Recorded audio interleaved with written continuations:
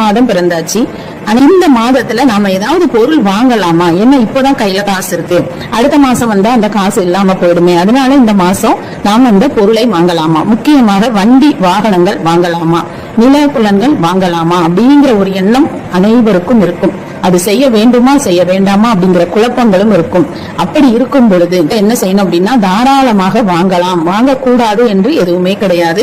உங்க கையில பணம் இருக்கும் பொழுது நல்ல நேரம் நல்ல கிழமைகள் பார்த்து அந்த உங்க ஜாதகத்துக்கு ஏற்ற மாதிரியான ஒரு சந்திராஷ்டமங்கள் இந்த மாதிரி விஷயங்கள்லாம் இல்லாம ஒரு நல்ல நாளாக நல்ல டைம்ல நீங்க போய் வாகனங்கள் வாங்கி கொள்ளலாம். அது ஆடி மாதம் 18 வாங்கும் பொழுது பெருகும் படிப்படியாக அப்படின்னு சொல்லுவாங்க. நிறைய பெருக்கு அப்படிங்கறது ஆடி 18ஓட பெருக்கு, அந்த நாளே பெருக்கும் நாள் அப்படின்னு தான் சொல்லுவாங்க. அந்த நாள் இல்லாட்டாலும் இந்த ஆடி மாதத்தில் நீங்கள் வண்டி வாகனங்கள் வாங்கலாம், வேறு விதமான பொருட்களும் வாங்கலாம், வாங்கக்கூடாது என்று கிடையாது.